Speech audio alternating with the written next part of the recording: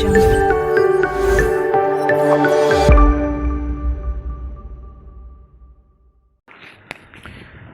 Hello dear students, welcome back to our channel NHS study point.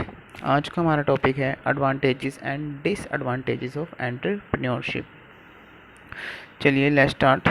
You have a freedom and flexibility. कहने का मतलब ये है कि एक जो एंटरप्रेन्योर होता है उसको एक फ्रीडम होती है और फ्लेक्सिबिलिटी होती है कि वो चाहे तो एक कोई सा भी अपना बिजनेस स्टार्ट कर सकता है, उसको कोई रोक टोक नहीं होती है। वो कितना भी इनोवेशन कर सकता है, वो कितने भी चाहे तो कितना भी टाइम उसमें स्पेंड कर सकता है, या फिर चाहे तो अपना कोई और प्रोफेशनल लाइफ जो है उसकी उसको भी अटेंड कर सकता है। और चाहे तो वो जितना मर्जी एफर्ट्स, मतलब उसको एक प्रकार की फ्रीडम होती है कि वो चाहे तो अपना काम जिस भी तरह से जिस भी प्रोसेस से वो करना चाहता है वैसे ही कर सके। दूसरा है हमारे पास you have total control over the business. मतलब एक एंटरप्रेन्योर का एक बिजनेस पे टोटल कंट्रोल रहता है। सारे डिसीजन, सारे फैसले, सारा जो मैनेजमेंट है उसका पूरा कंट्रोल एक एंटरप्रेन्योर के पास ही होता है। पढ़ते हैं इसके बारे में। Whether you want to sell a product और provide a service, you have total control over the operation of the business. As the owner you decide who to hire, what wages or salary they receive. It's up to set the culture of the business and create a standard ethics। मतलब कि वो चाहे तो कोई भी अपने standard of ethics decide कर सकता है, डेडिकेशन डिसाइड करता है कर सकता है, और मतलब वो कैसे वो सब कुछ मैनेज करेगा वो भी उसके हाथ में होता है। You have the potential to earn a lot of money. ये हमारा तीसरा पॉइंट है, जिसके अंदर ये है, ये एक एंटरप्रेन्योर को सबसे बड़ा फ़ायदा ये होता है कि वो अपने बिजनेस से एफर्ट डालकर जितना मर्जी चाहे उतना मनी जनरेट कर सकता है, जो कि एक जॉब में पॉसिबल नहीं होता। उसमें हमें फिक्स ऑफ अमाउंट मिलता है, पर नहीं, जो हमारा बिजनेस होता है उसमें लिमिटलेस प्रॉफिट होता है। वो चाहे अगर उसका बिजनेस और उसका प्रोडक्ट इनोवेटिव है और सक्सेसफुल है तो वो चाहे तो high level of profit generate कर सकता है। You can follow your passion. इसका फोर्थ पॉइंट, इसका ये एडवांटेज है कि हम जब एंटरप्रेन्योरशिप करते हैं तो उसमें हम अपना पैशन फॉलो कर सकते हैं। कि जैसे किसी का पैशन होता है कि वो फैशन डिज़ाइनिंग में है, तो वो फिर वो फैशन डिज़ाइनिंग से रिलेटेड एंटरप्रेन्योरशिप करेगा। किसी का पैशन टेक्नोलॉजिकल है, टेक्निकल वर्क में है, तो वो टेक्नोलॉजी की फील्ड में एंटरप्रेन्योरशिप करेगा। तो इसका ये फ़ायदा है कि उसका पैशन भी वो फॉलो कर सकता है एंटरप्रेन्योरशिप में। पांचवा है हमारे पास you can impact other positively.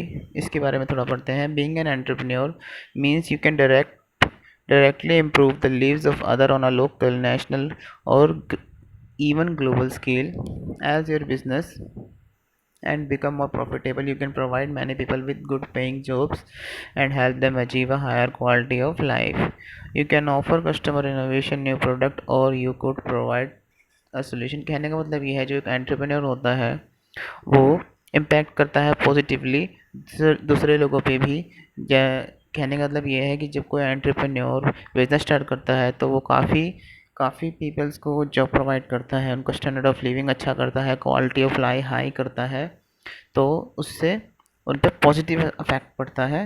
तो ये था इसका एक advantage. You can develop a variety of skills. सीधी सी बात है, जब कोई एंटरप्रेन्योरशिप स्टार्ट करता है, एंटरप्रेन्योर बनता है, तो उसमें वैरायटी ऑफ स्किल्स आते हैं। मतलब जैसे जैसे वो उसका बिज़नेस ग्रो होगा, जैसे जैसे वो उसमें एफर्ट डालेगा, टाइम कर स्पेंड करेगा, तो उसमें वैरायटी ऑफ स्किल्स आएंगे। उसको मार्केट की सिचुएशंस पता लगेगी, उसको कैसे हैंडल करना है पता लगेगा, बिज़नेस को कैसे मैनेज करना है वो उसको पता लगेगा, उसका स्किल्स उसमें जनरेट होंगे और डेवलप होंगे। तो ये एक इसका अनदर एडवांटेज है। अब हम इसके डिसएडवांटेज देखते हैं। पहला डिसएडवांटेज है ग्रेटर पर्सनल रिस्पॉन्सिबिलिटी। इसमें यह है कि एक एंटरप्रेन्योर पे सारी रिस्पॉन्सिबिलिटी आ जाती है, उसको हैवी बर्डन झेलना पड़ता है। क्योंकि जब वो डेवलपमेंट के स्टेज में होता है एक बिज़नेस, तो उसमें सारे एफर्ट्स एक एंटरप्रेन्योर को ही डालने पड़ते हैं। तो इस वजह से उस पर काफ़ी रिस्पॉन्सिबिलिटी का बर्डन बढ़ जाता है, जिससे कि उसको काफ़ी दिक्कतों का सामना करना पड़ सकता है। Potential financial risk. ये इसका अनदर डिसएडवांटेज है, क्योंकि जब एक एंटरप्रेन्योर बिजनेस स्टार्ट करता है तो उसमें फाइनेंशियल रिस्क बना रहता है, क्योंकि एक बिजनेस सक्सेसफुल होगा या नहीं होगा ये फ्यूचर में ही पता लगता है। और ज़रूरी नहीं है कि एक बिज़नेस हमेशा सक्सेसफुल ही हो और उसको हमेशा प्रॉफिट ही हो। कभी कदार उसको लॉस से भी सफ़र करना पड़ता है। तो इसमें ये फाइनेंशियल रिस्क है, एंटरप्रेन्योरशिप में ये इसका डिसएडवांटेज है। तीसरा हमारे पास वो पॉइंट है मोर पर्सनल स्ट्रेस। ये भी सिंपल है, जब कोई एंटरप्रेन्योर बिजनेस स्टार्ट करता है तो उसका पर्सनल स्ट्रेस बढ़ जाता है, क्योंकि जब रिस्पॉन्सिबिलिटी बढ़ जाती है तो वो अपनी फैमिली को कम टाइम देता है और उसके खुद पे भी काफ़ी बर्डन आने की वजह से उसको मेंटल इश्यूज भी हो सकते हैं और उसको स्ट्रेस लेवल भी बढ़ सकता है और उसको फिज़िकली भी काफ़ी स्ट्रेस होने लगता है। तो इस वजह से ये इसका एक डिसएडवांटेज है। अगला है हमारे पास requires a professional network. Entrepreneurship में जब हम बिज़नेस स्टार्ट करते हैं तो उसमें प्रोफेशनल नेटवर्क की ज़रूरत पड़ती है, मतलब कि हम अ, हर चीज़ के लिए एक प्रोफेशनल स्टाफ को रिक्रूट करना पड़ता है। हम उसको खुद हैंडल नहीं कर सकते, सारी डिसीजन हम खुद नहीं ले सकते। वेरियस मार्केट एनालिसिस होते हैं, वेरियस मार्केट स्कीम्स होती हैं, उसको एनालाइज करने के लिए, उसको स्टडीज़ करने के लिए हमें प्रोफेशनल स्टाफ की ज़रूरत पड़ती है। तो ये इसका डिसएडवांटेज है कि हमें प्रोफेशनल नेटवर्क को हायर करना पड़ता है, उसकी रिक्वायरमेंट पड़ती है। पांचवा हमारा अनदर डिसएडवांटेज है requires greater sacrifices longer working hours.